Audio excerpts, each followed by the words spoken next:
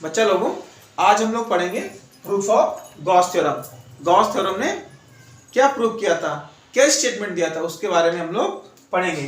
तो हम लोग क्या लेंगे, एक point charge particle plus Q जो कि पॉइंट ओ पर रखा हुआ है। इस प्लस क्यू चार्ज पार्टिकल की वजह से इलेक्ट्रिक फील्ड ओरिजिनेट होगी, जो इससे क्या होंगी, आवे होंगी। अब हमने एक रैंडम सरफेस लिया और उस रैंडम सरफेस से हमने प्लस क्यू चार्ज पार्टिकल को क्या कर दिया, इनक्लोज कर दिया। इस सरफेस पे एक पॉइंट पी है जो कि इस प्लस क्यू से कितनी डिस्टेंस पे, आर डिस्टेंस पे है। इस पॉइंट पी पर इस प्लस क्यू की वजह से जो इलेक्ट्रिक फील्ड होगी वो ओपी लाइन के अलोंग होगी, जिसकी वैल्यू हमारी क्या होगी, ई होगी। ये जो हमने छोटा सा क्या लिया है, सरफेस लिया है, इसका जो एरिया वेक्टर होगा वो इसके परपेंडिकुलर होगा और आउटवर्ड होगा। अब हम लोग क्या करेंगे, हम लोगों को यह फाइंड करना है कि इस पूरे क्लोज सरफेस से कितना फ्लक्स निकलेगा इस प्लस क्यू चार्ज पार्टिकल की वजह से, मतलब कितनी number of electric field lines pass करेंगी इस क्लोज सरफेस से। तो इसके लिए हमने क्या किया, एक छोटा सा क्या लिया, एरिया जूम किया और इस एरिया से कितना फ्लक्स निकल रहा है उसको हम लोग पहले फाइंड करेंगे। तो हमने क्या किया, electric flux passing through small area DA, इस डीए से कितना इलेक्ट्रिक फ्लक्स पास हो रहा है उसकी वैल्यू हमारी क्या होगी, d phi equal to vector E dot d ए।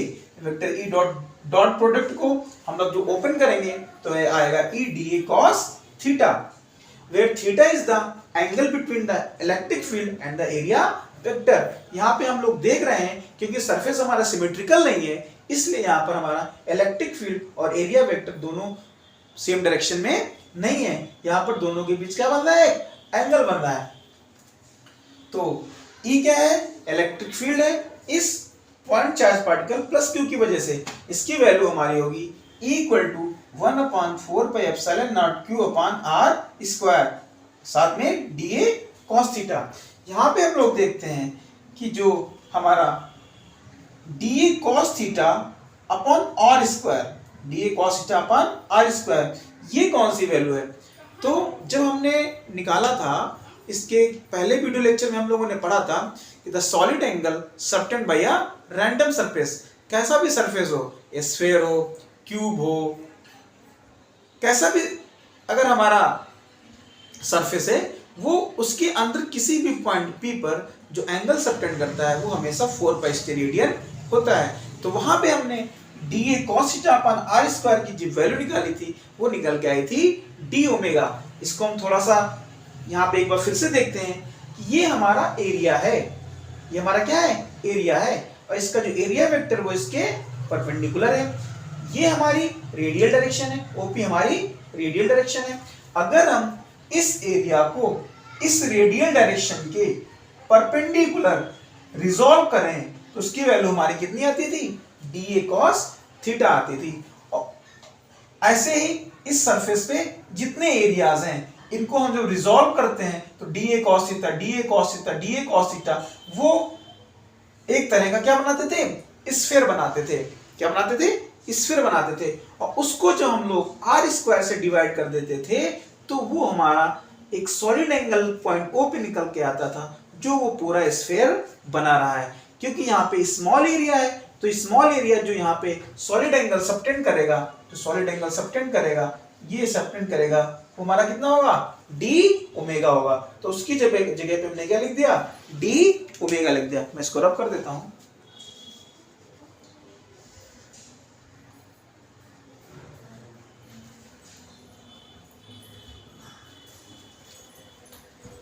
इस तरह से d phi equal to Q upon 4 pi epsilon naught d omega होगा।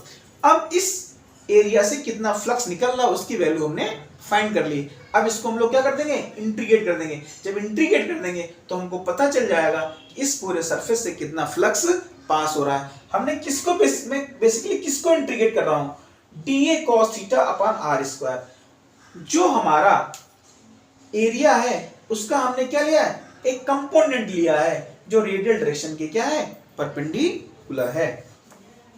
तो यहाँ पे 0 टू टोटल फ्लक्स निकालेंगे, डी फाई इंटीग्रेट करेंगे, Q upon 4 pi epsilon not constant है, बाहर आ जाएगा, अंदर बचेगा d ओमेगा। तो ओमेगा को हम d ओमेगा को इंटीग्रेट करेंगे 0 टू ओमेगा टोटल, मींस ये पूरा सरफेस इस पॉइंट O पर कितना सॉलिड एंगल सबटेंड कर रहा है। वो कितना सबटेंड करेगा, 4 पाई स्टेरेडियन सबटेंड करेगा, क्योंकि हम पता पहले पढ़ चुके हैं कि कैसा भी सरफेस हो, वो जो सॉलिड एंगल सबटेंड करेगा किसी पॉइंट O पर, वो हमारा क्या होगा, 4 पाई स्टेरेडियन होगा। क्यों होगा, क्योंकि उसका जब हम प्रोजेक्शन लेते हैं तो प्रोजेक्शन लेने पर बेसिकली हमको क्या मिलता है, स्फीयर मिलता है, और स्फीयर जो होता है वो 4 पाई स्टेरेडियन सॉलिड एंगल सबटेंड करता है। इसको अगर डिटेल से इनको समझना है तो इसकी पहले वाले वीडियो लेक्चर में the solid angle subtended by a random circle, उस पे हम लोग मूव कर सकते हैं।